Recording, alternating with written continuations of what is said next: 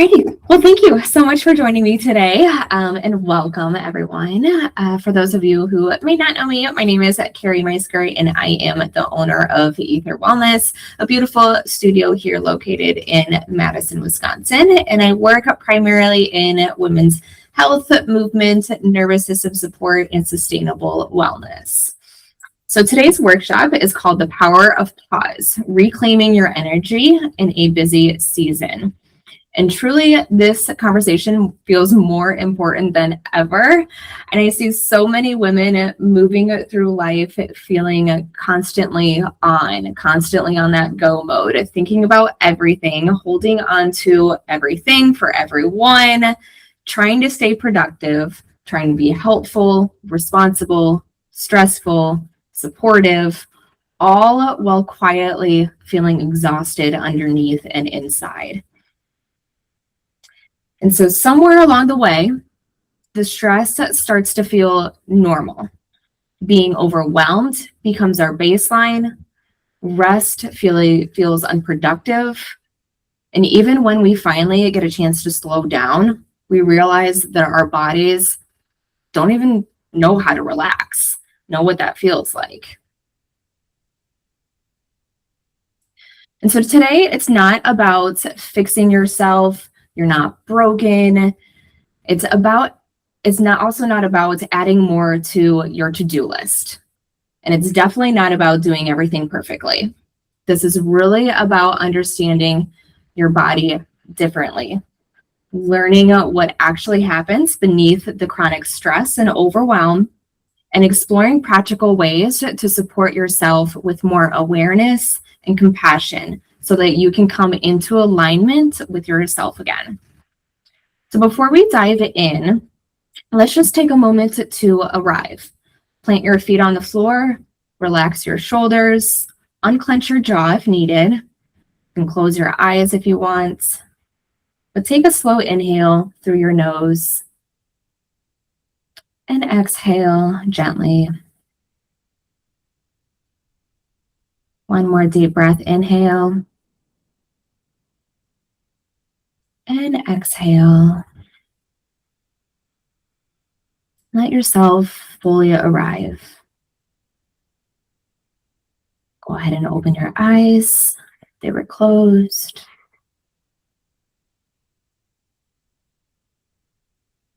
So let's start with something important. Burnout. Burnout is not simply being tired. Burnout is physical exhaustion, emotional depletion, an energetic drain happening all at the same time, showing up in different ways too. It may be like snapping on someone, struggling to care, forgetting simple things, dreading small tasks, feeling disconnected, waking up drained, but yet still showing up. And so can happen when your output constantly exceeds your ability to restore yourself. And for many women, this isn't just about being in the workplace. It can also show up as decision fatigue while caregiving, holding a lot of pressure and expectations on yourself, overthinking, constantly feeling responsible for everything. And so our bodies are actually able and designed to handle stress in short bursts. Stress itself is not bad. The healthy stress actually helps us grow and adapt and become resilient. But the problem is that many of us never fully come out of that stress mode, allowing ourselves to rest. So the nervous system has two important parts that I want to briefly explain. The first part is the sympathetic nervous system. This is your go mode, the fight or flight response. Think of it as your gas pedal. And this system is incredibly helpful when you need energy, need to focus, or quick action when there is an actual threat. The second system I want to review is the parasympathetic nervous system. This is your rest or digest, your recover, your restore states. Think of it as your brakes. And this is where the healing happens. digestion improves, hormones regulate more effectively, creativity returns, and our body actually feels safe enough to rest and restore. So this issue is that many people are living with the gas pedal pressed down all day long. So thinking of, if you're looking at the graph there, thinking of the cycles 1 through 3, just constantly repeating itself. And so you might have the fire extinguisher at cycle 3, trying to put it out, but then there might be that little last ember that just keeps on igniting again. And so that essentially becomes your new normal.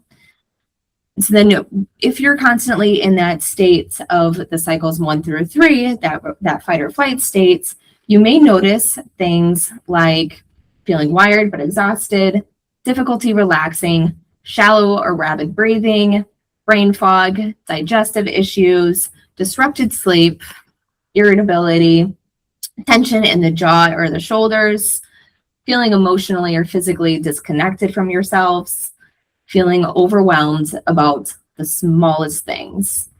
And what's important to understand is that your body is not failing you. Your body is responding exactly how it was designed to respond. It's trying to protect you. And your nervous system is constantly asking, am I safe right now? And if your body keeps perceiving the pressure, the urgency, the stress, the overwhelm, the overcommitments, the emotional tension, it stays in that protection mode. And so that's why burnout is not a weakness. Burnout is feedback, and your body is trying to tell you something. So going back to the cycle, so your body is asking different ways of operating, asking you to put out that last little ember to complete the full cycle.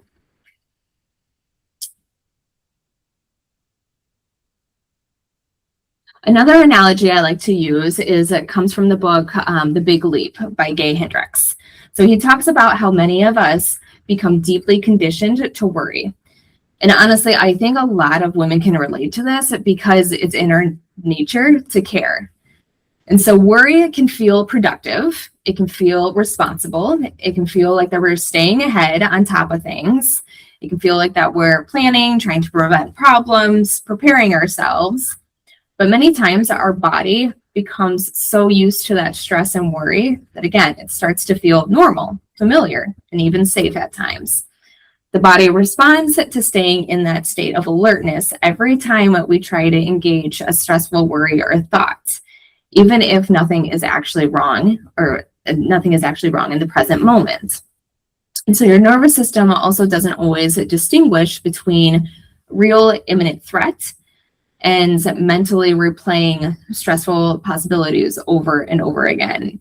And so I don't know about anybody else, but I've definitely created stories and problems in my head that don't exist yet and that I'm already trying to fix. And so it's a possibility there. And so I want you to imagine throwing up a tennis ball into the air. So you throw it up, you catch it, and it comes back down. Just keep on throwing up again and again. Even there might be a few little spins in the air. These are the thoughts. And so the thoughts are the ball, and so they just keep on going when the motion keeps on going. So that's often what we do with worry.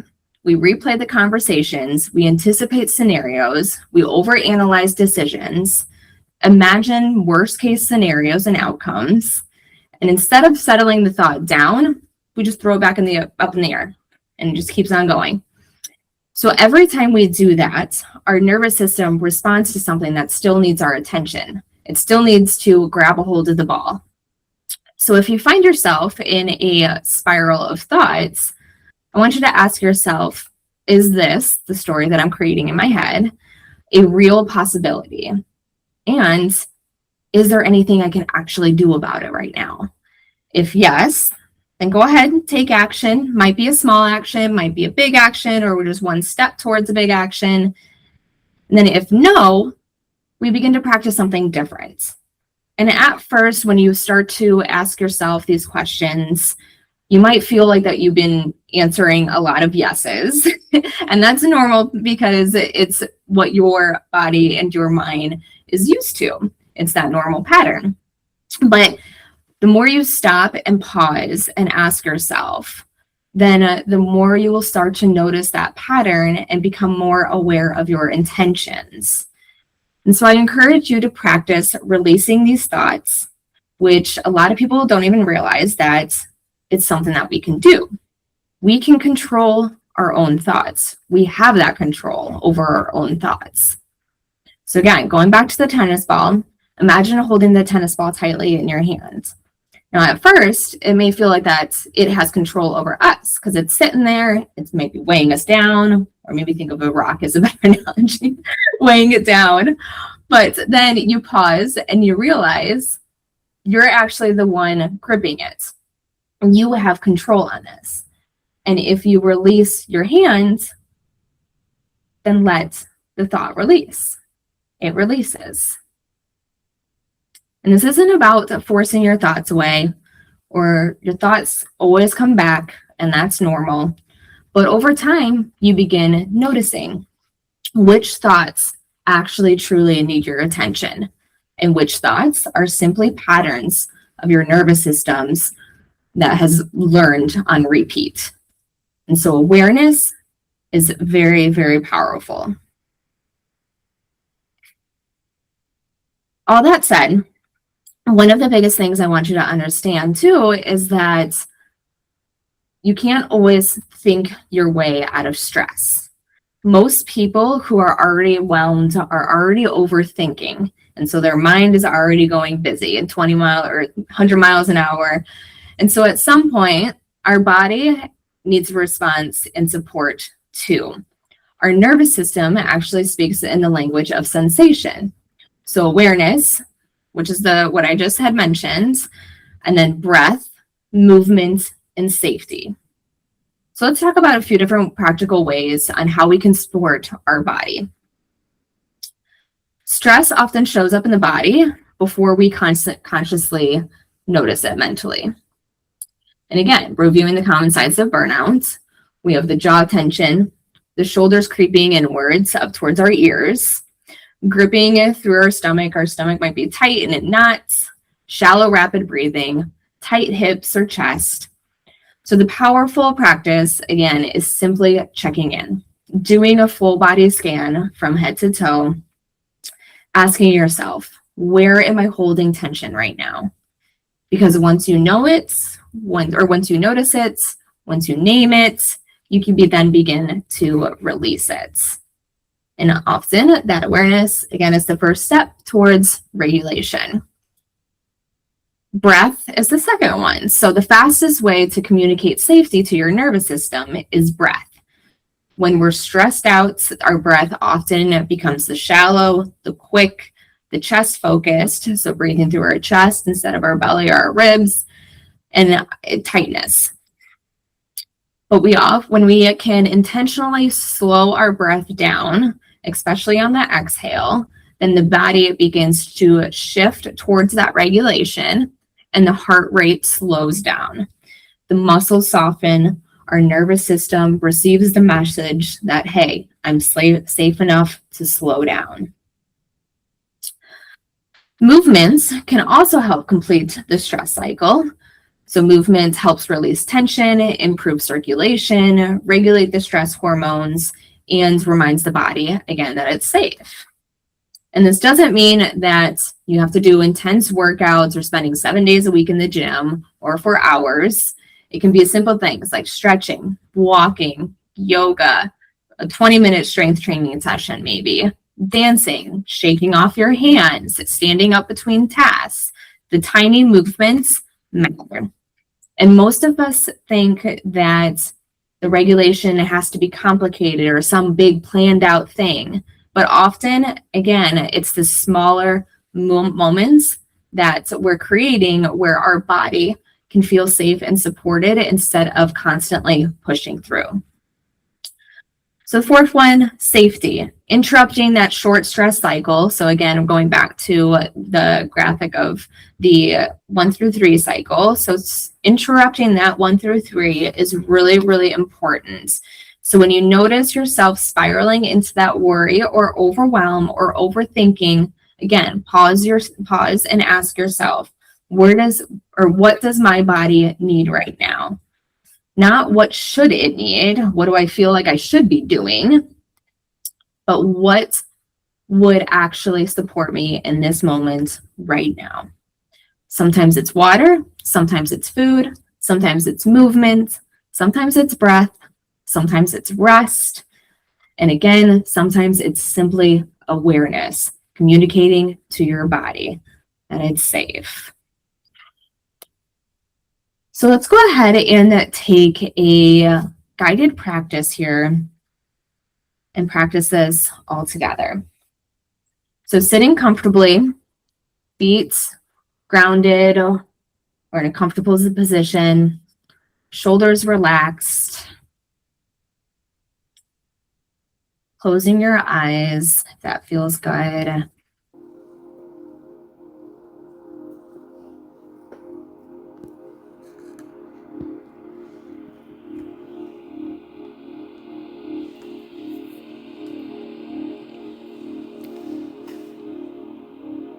Take a slow inhale through your nose for 4 counts.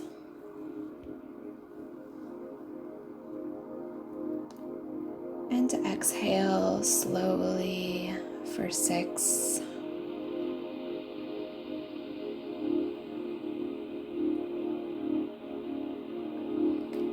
And again, inhale.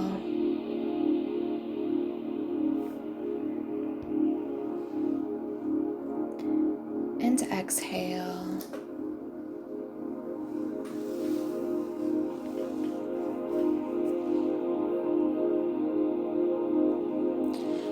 As you continue to breathe slowly, notice your jaw, your shoulders, your chest, your stomach, or anywhere where you may notice that your body is still feeling like that it's holding on to something. I invite you to gently soften each area one at a time, not forcing anything, not fixing, just allowing.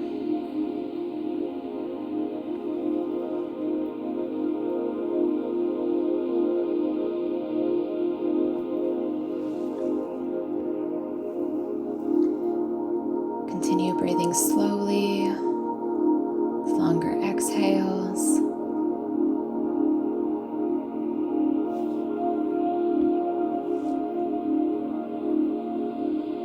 Letting your shoulders drop, belly soften.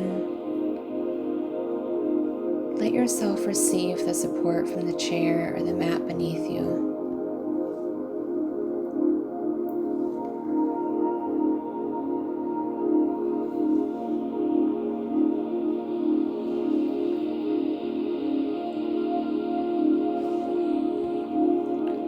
Letting go of any thoughts that pop in your head. And know that they are there for you to pick up later if you choose. But right now, simply let them fall and drift away.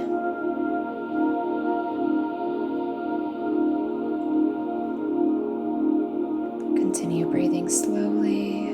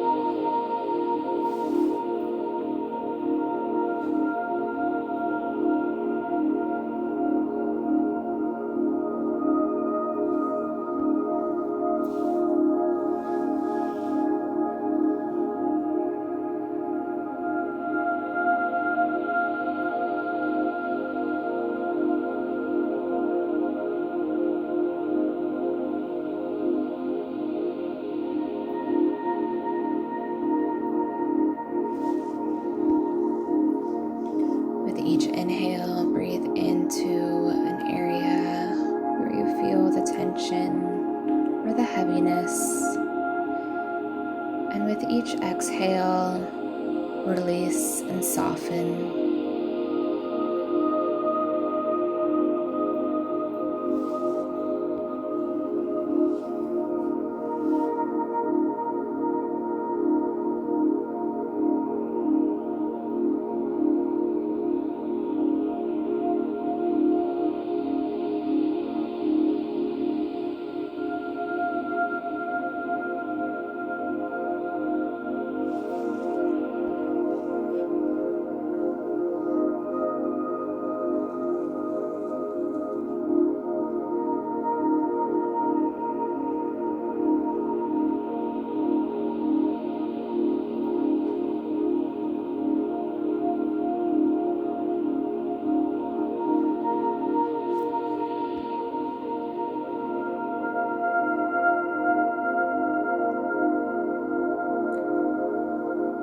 Slowly start to bring movement back into your body.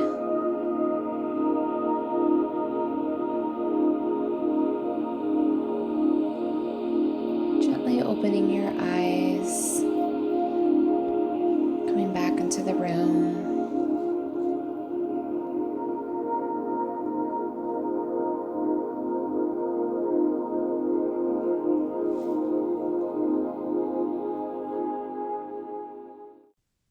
And simply notice, how do you feel now compared to when you arrived? Maybe a little calmer, maybe more grounded. Even if it's just a 5% difference or 1% difference, again, that small shift still matters. And that is how regulation begins. So while yes, again, awareness is powerful, but integration is where it creates the change. And so I want you to invite you to reflect on one small shift that could support you this week. Not a complete overhaul, not a perfect routine, just one small supportive shift. So maybe that's taking a real lunch break, putting your phone away earlier, stretching between meetings, pausing before reacting, drinking more water, trying 2 minutes or even 30 seconds of a breathwork practice, asking for help with something, saying no to something, or slowing down long enough to just actually notice how you feel. And consistency matters more than the intensity of something. And so one thing I also want to really emphasize is that you do not need to earn your rest.